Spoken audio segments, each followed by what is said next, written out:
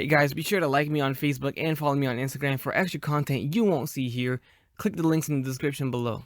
Hey, what's up guys, THOR back again here with another action figure review. This time we're going to look at the Marvel Mezco Toys 112 Collective THOR Ragnarok, Thor himself. Let's get right into it. So here's the box. We got a logo of the movie. Nothing crazy here, standard Mezco box. On the side we get another logo, and then on the back we get our display of the figure along with the list of accessories that he comes with, which we will all see in person right now. So before we open them though, I do want to give a shout out to onestoptoyshop.com. This is where I picked them up, so in case you guys wanted to pre-order future releases, hit up onestoptoyshop.com. Links down in the description, so make sure you check them out. Anyways, let's get to it. Alright, so here we have him out the box. As so, this is how he's packed in. Looking very nice. First and foremost, actually very impressed so far. So the first thing I noticed was the likeness is pretty spot on with the face, and we'll take a look at that in a second closer. But I do want to go through the accessories as always. Started off with the accessories before we get to the figure here. Comes with quite a lot of accessories here. For $80, this is not too bad at all. So we get our Gladiator Thor accessories. So when he's fighting Hulk, of course, we got the shield here, which I haven't seen this piece in Figuarts nor Marvel Legends, so this is the first time I see this piece for this Thor. And then we do get his baton. Don't really know how to call it, but it's super detailed and very nicely painted. I mean, that's as good as it gets right there, so good job on that. Then we have the sword sheath to plug into his back. And this is the one with the swords in it already, obviously, and these don't remove. And if you don't want the swords there, we also do get one without it. So we get two separate ones. So when he's using the swords, you can put this one on, and then when he's not, you can put that one on. And when he's not using the swords, you can obviously have the swords in his hand. So here they are. We get two of them, and these are also nicely detailed. You can see here the sculpt in the paint is very nice. I would say these are probably really fragile. They're really thin, and they feel like they can snap right now if I were to put any more force on there. So I'd say be careful, definitely. And then we also do get an electricity effect here, which is always great to get effects, so that's cool. Alright, we also do get this alternate head with the blue eye, so when he's using the electricity, this is perfect here. And then also do noting they added the scar. The face sculpts are amazing here, I think. The hair is, sorry, that's my dog. The hair is very nicely sculpted and painted. So I think this is good. I mean, I didn't expect it to be this good. Here is the one with the helmet, and that looks good too. Look at the paint there.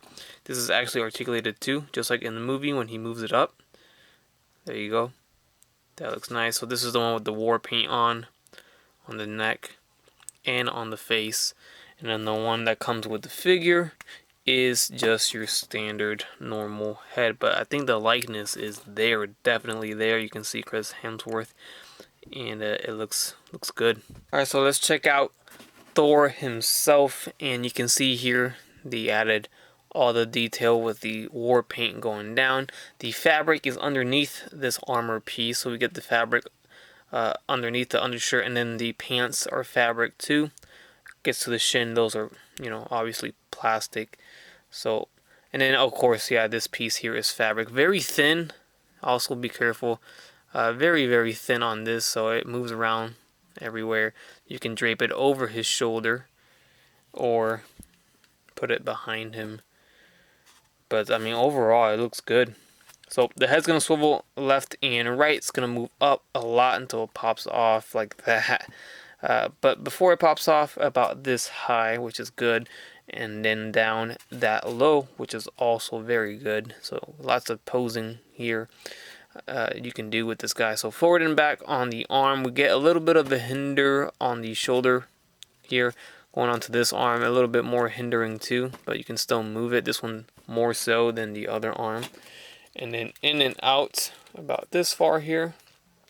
They went ahead and gave us soft plastic for that shoulder guard, but you can see that this one's a little bit more range than the left arm. We get a bicep swivel, and then we get a double jointed elbow, so you can flex here if you want. And then we get a swivel at the wrist with a hinge going down to the torso. So this is where it gets a little lackluster, but I'm sure there is a diaphragm joint in there. It's just you're not gonna touch it in the waist swivel too, because this armor piece is too thick and you're not gonna do anything with it. So he pretty much does not articulate in the torso, so that sucks. But you know, what can you do? The leg will go about this far, and that's the right leg, which isn't far at all. Again, it gets hindered by his outfit. Going to the other leg, a little bit more range on this one.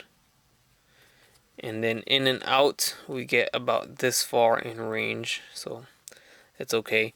And then we get a thigh swivel, a double jointed knee on both.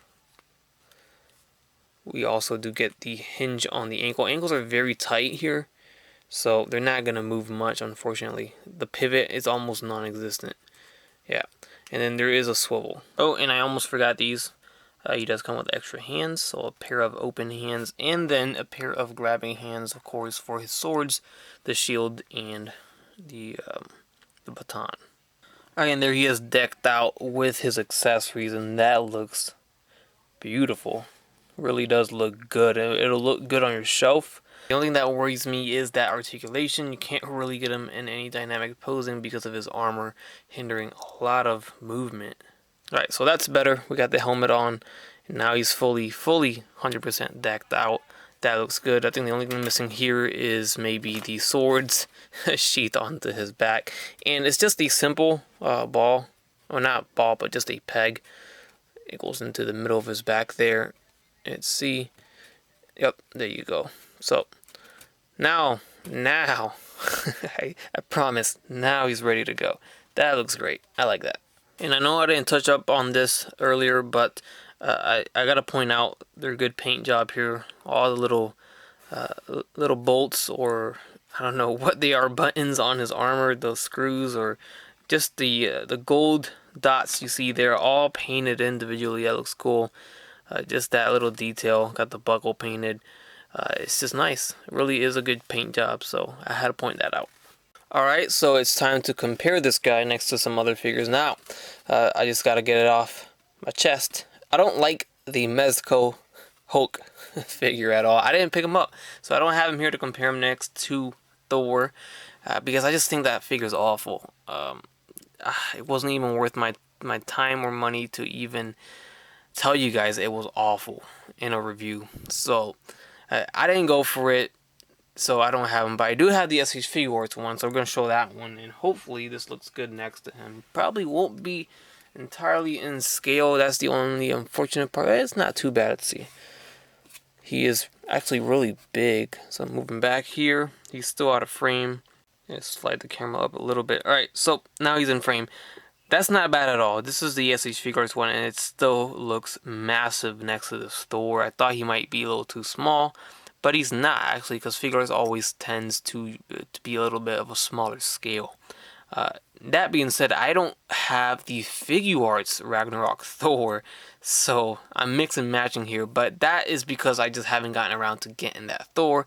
Hopefully I can get it eventually, because I do want that one. But these two look great. I do recommend you guys get the Figuarts Ragnarok Gladiator Hulk instead of the Mezco one, because it is leagues ahead of that. It's beautifully articulated and there's no skin tone problem. Alright, so that's Gladiator Hulk. Now let's get him next to another Hulk. We're going to put it in the Hulk from Avengers Infinity War. This is also SH Figuarts. So that is how he stands next to Thor, and that is a pretty okay height too. I have noticed that Bandai Tamashi's been doing a little better with making their figures a little bit bigger now, I've noticed. So that's pretty cool. Alright, so getting into some Mezcos here. There he is next to the Mezco 112 homemade Spidey suit. And then here we have him next to the Mezco exclusive. This is the Marvel Now Iron Man. Also the same Iron Man, but got to get the classic one in. There he is next to the Iron Man. And of course, I haven't forgotten, I gotta get him next to the THOR Ragnarok Thor from Marvel Legends. This was actually a decent figure for Legends, to be honest. But these definitely do scale large. So you can see how he is pretty much towering over the Mezco one. But just look at the difference in detail. Let's get these closer together here. There's a closer shot of the two. $20 figure, $80 figure. Alright guys, so thanks for joining me on this review of the Mezco 112 Collective THOR Ragnarok Thor. Literally the only thing holding this guy back is articulation. It's there, but it's not there at the same time. You know, it's all hindered. And that would have been the final thing he needed. But overall, it's a great looking figure. I mean, what more can you ask for in terms of look and sculpt and design and likeness? Everything is all there. It's a beautifully painted and sculpted and well-made figure. If only he was a little bit more flexible, he would have been amazing. But definitely is the best THOR Ragnarok Thor figure out there, besides Hot Toy, of course. So I do recommend you guys pick this one up. So thanks guys for watching. Leave a like, leave a comment, subscribe if you haven't done so already. And as always, have a great day. Bye.